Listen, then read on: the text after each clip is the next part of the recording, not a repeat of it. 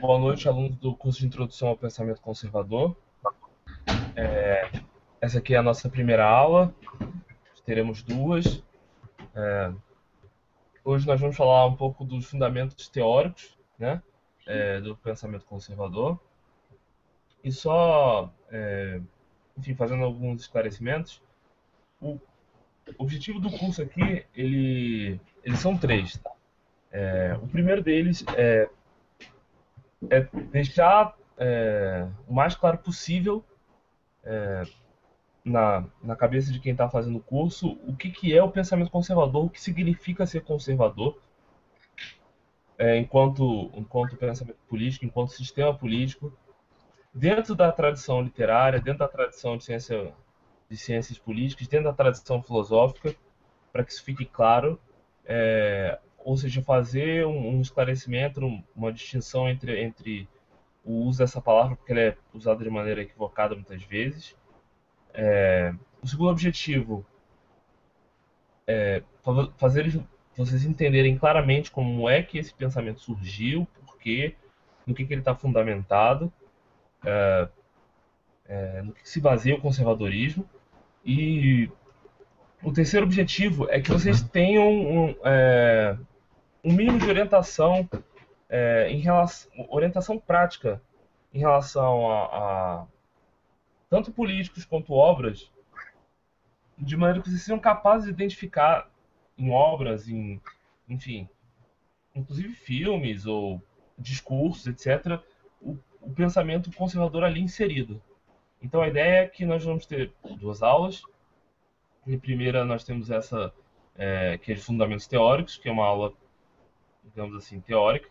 A gente vai cumprir, digamos, os primeiros dois objetivos do nosso curso. E na nossa segunda aula, que a gente vai falar dos autores, a minha intenção é que a gente vá para a parte prática, ou seja, a gente pegue todos os conceitos que a gente construiu durante a nossa primeira aula e seja capaz de pegar autores de diferentes tradições e mostrar, tá vendo? Olha só, tá vendo aquele princípio que a gente falou na primeira aula? Olha como ele está presente aqui na obra desse autor por esses motivos e nuances. E aí a gente vai falar de autores da tradição anglo-saxônica, da tradição lusitana, da tradição russa, da tradição francesa e da tradição alemã.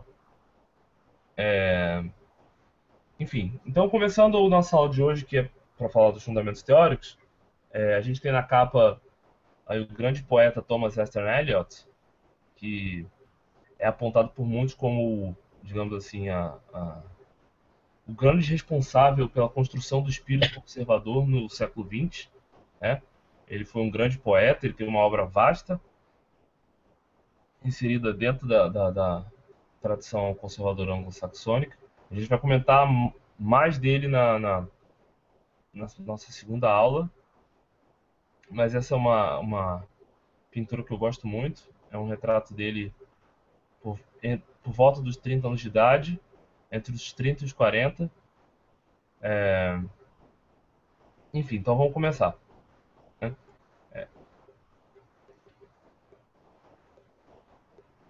Eu dividi essa nossa primeira aula, né, nos nossos fundamentos teóricos, filosóficos do conservadorismo, em três partes. A primeira parte é para tratar do conservadorismo como uma mudança de paradigma. O que isso quer dizer? Existe uma percepção um tanto equivocada do conservadorismo como uma defesa das velhas ideias, né? Do conservador como uma pessoa velha, antiquada, e do pensamento político conservador como uma defesa das mais antigas tradições enfim, práticas políticas do mundo, como uma tentativa de voltar à Idade Média e coisas desse tipo, que provavelmente vocês já devem ter ouvido falar de algum professor ou enfim, de algum colega com posições políticas talvez mais radicais de esquerda. E não é nada disso. Para surpresa de muitas pessoas, quando eu conto, o conservadorismo é um dos pensamentos políticos mais modernos presentes hoje nos sistemas democráticos. Né? Ele embora a palavra conservador seja antiga, o conservadorismo como um sistema político amplo, né, ele é um sistema político do século XX, que só tomou corpo e consistência na segunda metade do século XX. Só para citar como exemplo, a gente tem o liberalismo como um pensamento do século XVIII, né? Se a gente for falar de proto-liberais, né? A gente pode arremeter até o século XVII, forçando muita barra XVI, mas é essencialmente o pensamento do século XVIII, que entrou em prática e funcionou essencialmente durante o século XIX. A gente tem outra corrente de pensamento também, foi muito importante na nossa história, no curso da história, foi o marxismo, que é e o positivismo também é uma corrente ideológica. São estruturas de pensamento do século XIX que foram, digamos assim, postas em prática com mais evidência durante o século XX. Então, só nesse caso aqui, a gente tem aqui, por exemplo, duas teorias que parecem muito modernas, muito amplas, que estão em voga agora, e que são anteriores ao conservadorismo como sistema político pensado, né? Dá para dizer, de certa maneira, que nenhum sistema político foi ainda hoje estruturado levando em consideração o conservadorismo como sistema político, como pensamento amplo de política. A gente consegue pegar elementos do conservadorismo em certos políticos aqui e ali, em situações específicas. Então, esse é o primeiro tabu a ser quebrado. Né? O conservadorismo como um pensamento retrógrado, de maneira alguma. Embora o nome, devido muito mais à propaganda do que a qualquer outra coisa, soe a, a, a, a coisas, digamos, velhas, e talvez essa percepção do conservadorismo como uma defesa das coisas muito velhas seja muito mais um reflexo da pós-modernidade, da maneira como a humanidade perdeu sua capacidade de relembrar do passado ou de enxergar um nexo causal entre os acontecimentos históricos e qualquer outra coisa. É importante a gente entender, primeiro, que o conservadorismo é um pensamento moderno, se não pós-moderno. Né? A primeira pessoa, né, o primeiro autor a tentar descrever o conservadorismo e dizer, olha, conservadorismo é isso, tentando descrevê-lo detalhadamente, fundamentando o porquê, etc., usando esse nome, conservadorismo, foi o Russell Kirk. E o Russell Kirk é um autor do século XX. Ele faleceu no final da década de 90, para vocês terem uma ideia.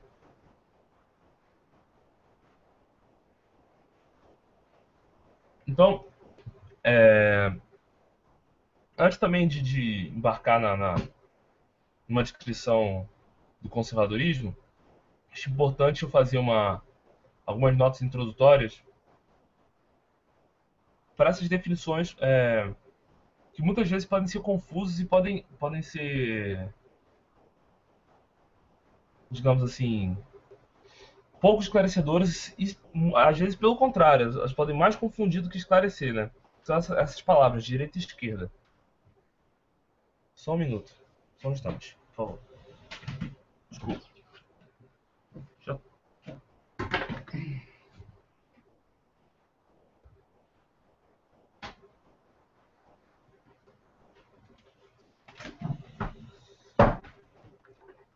Tive um probleminha técnico aqui e já voltei. Então, direita e esquerda, como a maioria sabe, são termos que se referem à Revolução Francesa. Né? E, em dada maneira, não é um exagero dizer que todos os acontecimentos da política moderna do Ocidente começam ali, né? Na Revolução Francesa. E esses termos de direita e esquerda se remetem aos partidos do antigo regime, né? Os girondinos e os jacobinos, onde você tinha, de um lado, o partido que defendia a permanência do antigo regime, né, dos antigos critérios, das antigas privilégios, etc., posições hierárquicas, e você tinha um partido que defendia mudanças é, radicais. E você tinha ali no meio o poder moderador do rei, né? Então, de certa maneira, quando você fala de esquerda ou direita, quando você fala que o certo partido é de esquerda, certo partido, certo partido é de direita ou esquerda, você não está falando da essência dele é, enquanto as suas ideias ou suas posições, etc. Você está, em grosso modo, tentando compará-los a aqueles dois partidos. Se eu tivesse que comparar esse partido aqui com os girondinos e os jacobinos, ele estaria mais próximo dos girondinos ou dos jacobinos? Se ele estava mais próximo dos girondinos, então ele é de direita. Se ele está mais próximo dos jacobinos, de esquerda. Entenderam o que eu quis dizer?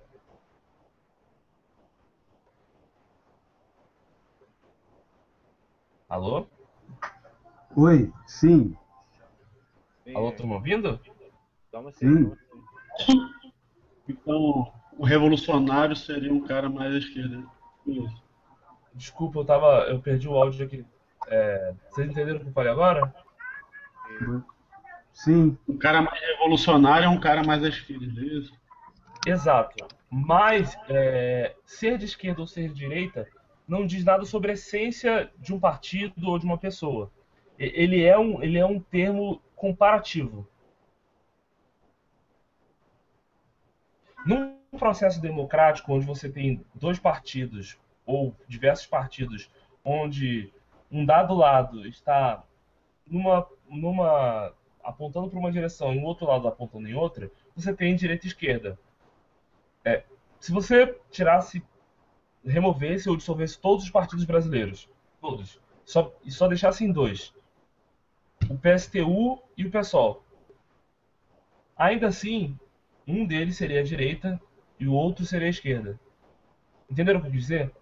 Você tem dois partidos revolucionários, ainda assim, um deles seria a direita, o outro seria a esquerda. Entenderam? mas com critérios próprios dentro da própria esquerda, né? Ou não? Então, Porque como é que dois partidos revolucionários, um é de esquerda e outro é de direita, se ambos têm propostas semelhantes, né? pois é, qual deles é mais parecido com os girondinos ou qual deles é menos parecido com os girondinos? Aquele que é menos parecido com os girondinos ou aquele que é mais parecido com os jacobinos vai ser a esquerda. O que é menos parecido vai ser a direita. Por mais que os dois não sejam é, nem um pouco parecidos com os girondinos, digamos assim. É questão de Então, oposição? oi? É É uma questão questão, de é uma questão oposição? de, é uma questão de referência. Dentro de um processo democrático, por exemplo, na União Soviética não tinha direita e esquerda, não existe isso. Né? A gente atribui comunismo à esquerda porque comunismo é um regime geralmente defendido por partidos à esquerda. Uhum.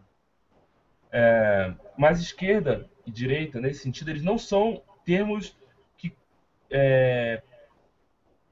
suficientes para a gente entender a essência das ideias políticas de um partido.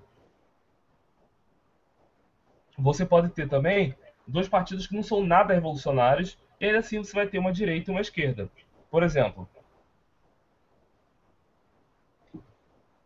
você tinha na, na, na Inglaterra ainda vitoriana, do século XIX, dois partidos, os Tories e os Whigs. Nenhum dos dois era revolucionário, de maneira alguma. Todos os dois partidos foram extremamente hostis à Revolução Francesa. No entanto, um deles era o partido de esquerda, que era o Whig. Era um partido que defendia as reformas. Né? E no partido de direita, eram os Tories, que eram partidos que defendiam a permanência do regime, defendiam certos privilégios, defendiam que, enfim, era natural que existissem certas posições hierárquicas dentro da sociedade. O Tory, nesse sentido, nenhum dos dois tem ideias, digamos assim, nem um pouco parecidas com nenhum dos partidos que a gente considera de esquerda hoje no Brasil. No entanto, a gente tem uma direita e uma esquerda. Porque se você tem um processo democrático, um partido vai querer uma coisa, o outro vai querer outra. Na hora de decidir, de se fazer uma decisão política, só há duas respostas possíveis: sim ou não. Então você vai ter dois lados, inevitavelmente. É importante manter isso em mente. Direita e esquerda sempre vão existir. Esquerda, a palavra esquerda ou a palavra direita, elas são referências. Por exemplo, aqui no Brasil, a gente usa o termo direita. A nossa direita, por exemplo, é o PSDB. O PSDB é um partido social-democrata. A social-democracia é uma ideia defendida por partidos de esquerda na Europa inteira. Entenderam o que eu quis dizer? A nuance da coisa? Sim, é como se tivesse uma esquerda dentro da direita, quer dizer, é como se tivesse uma direita dentro da esquerda, né? E aí uma pergunta que eu queria fazer é se também dentro da direita existe alguma esquerda, é uma noção semelhante no caso. Não. Então, não é isso. É esse conceito que eu quero desconstruir. A essência, ou seja, as ideias de revolução, as ideias de... o sistema deve ser socialista, comunista, ou isso ou aquilo, não estão na esquerda. Esquerda é a palavra que a gente usa para entender, olhando para aquele partido, dentro daquele cenário no qual ele está inserido, com quem eles parecem mais, com os jacobinos ou com os girondinos. Esquerda é uma palavra referência, ela não é uma palavra que define a essência de um partido. Embora constantemente se fale na política brasileira de esquerda como essência e de direita como essência. Direita e esquerda não são essências, são referências. Entendi. A essência, no caso, estar mais próximo, mais distante do jacobino ou do girondino, é isso? Exato. E aí, essências dentro de uma esquerda ou dentro de uma direita, você pode ter várias. Você pode ter um partido que é de esquerda, mas não é revolucionário. Por exemplo, você tem na Europa inteira poucos partidos. Na França você tem uma esquerda que tem orientação revolucionária. Já na Inglaterra você não tem. É uma posição sectária quase fora do processo político.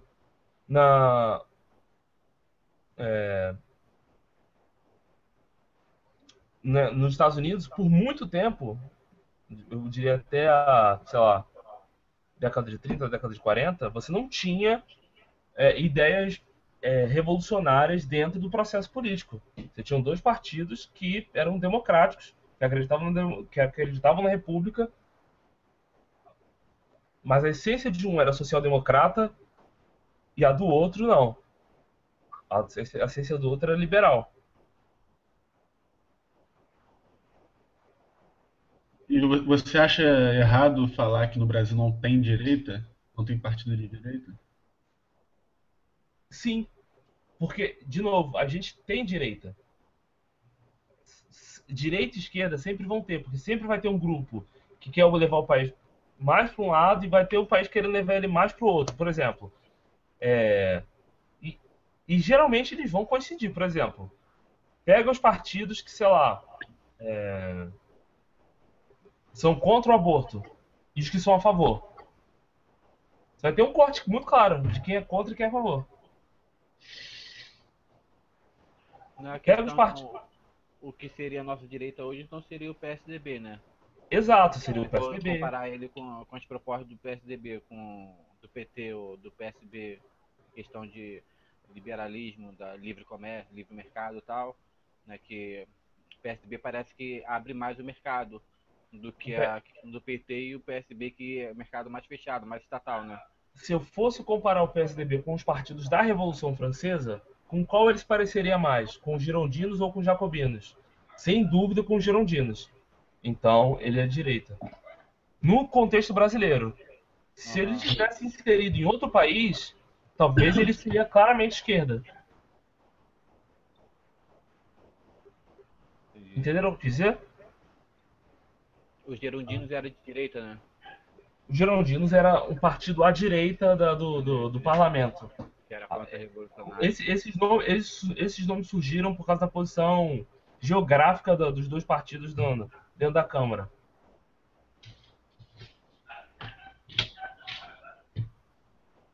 Tá? Então, vamos seguir. Acho que vai ficar um pouco mais claro à frente. Isso a gente já falou, né? A Revolução Francesa, ela introduz um novo momento no processo político moderno, tanto que, como eu disse, esse termo que hoje é tão confuso esquerda e direita vem de lá, e uma série de outros processos que perduram até hoje nasceram ali. E no contexto do conservadorismo, tem algumas coisas muito importantes que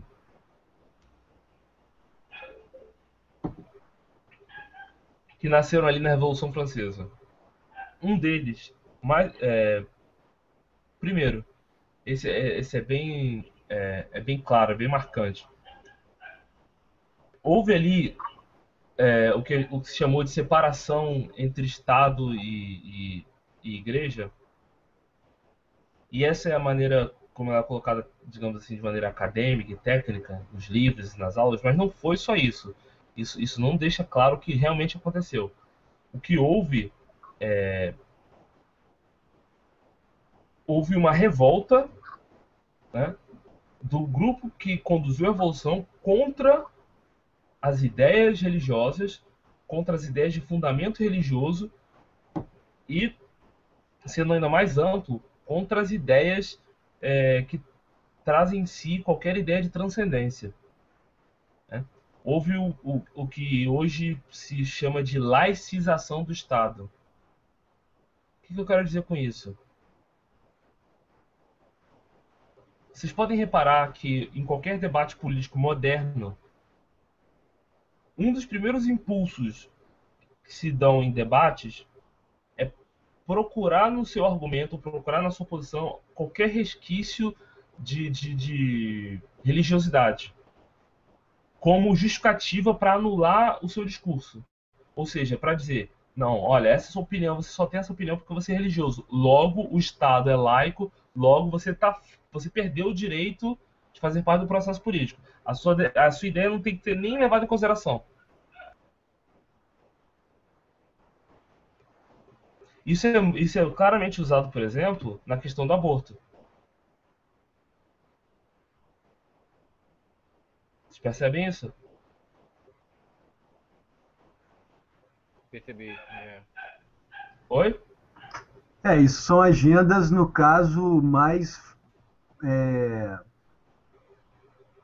Enfim, são agendas características à esquerda, no caso. Ou enfim, oposições políticas mais à esquerda. É isso que você falou? É porque eu tive que dar uma saída aqui e voltei e peguei pela metade. Por isso que eu tô. Não, isso é geral. Eu quis dizer, a gente botou como segundo tópico aqui a Revolução Francesa como o advento do processo político moderno, ou seja, que a política moderna ela é fruto dos acontecimentos da Revolução Francesa.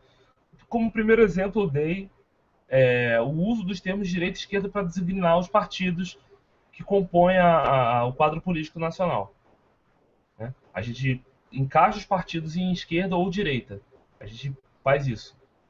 Embora esses termos sejam, como eu já disse, problemáticos, eles não sejam suficientes para a gente entender a essência do partido, a essência das ideias. Mas a gente usa esses termos por causa da Revolução Francesa, porque a gente tinha um partido da direita, que eram os girondinos, e um partido da esquerda, que eram os jacobinos. Uma outra característica que eu trouxe em relação à Revolução Francesa foi uma ruptura entre Estado e Igreja, e essa é a maneira como a coisa é colocada, mas eu disse que a coisa não é só isso.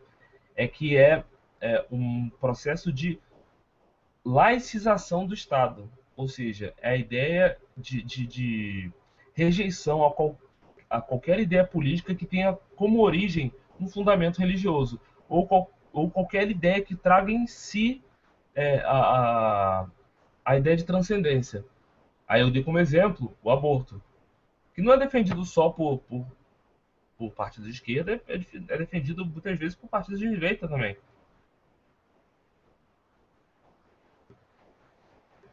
Quando alguém se posiciona, por exemplo, contra o aborto, é um movimento muito comum a pessoa procurar na sua fala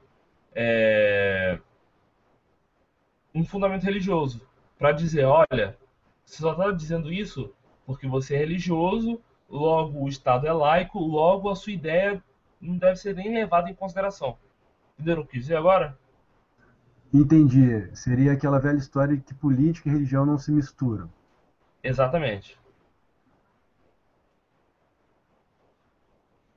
Embora muitas outras ideias que também têm fundamento religioso também, e também surgem da religião, porque a maioria das ideias que tem como pano de fundo a moral são ideias religiosas, são ideias de origem religiosa, algumas dessas ideias são abraçadas com muito prazer, tanto por socialistas quanto liberais. A questão é que sempre que é conveniente se usar essa questão do Estado laico para se empurrar ideias digamos, fundamento religioso para fora do debate. Você é religioso, logo você não tem nem o direito de participar da discussão.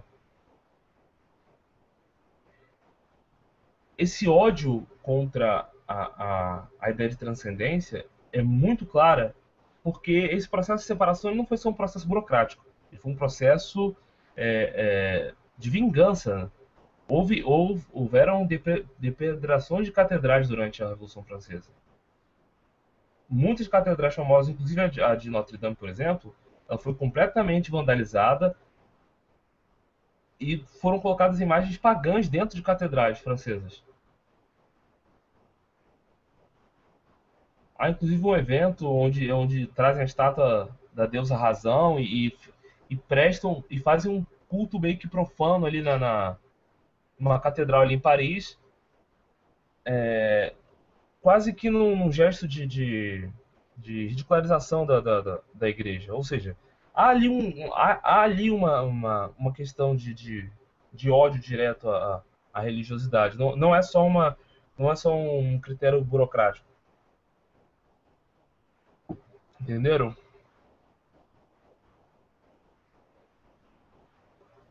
Sim.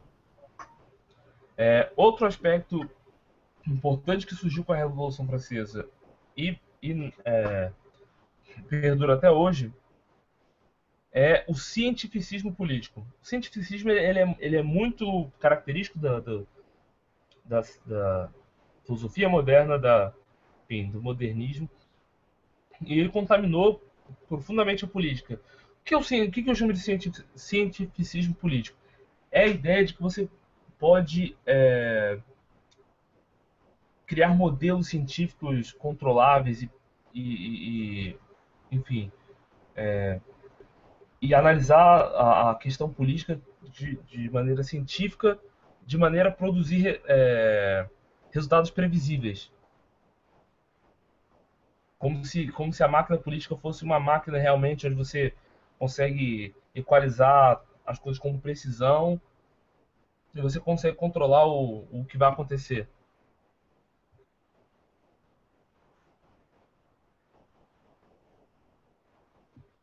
E aí, dessas duas características principais, né,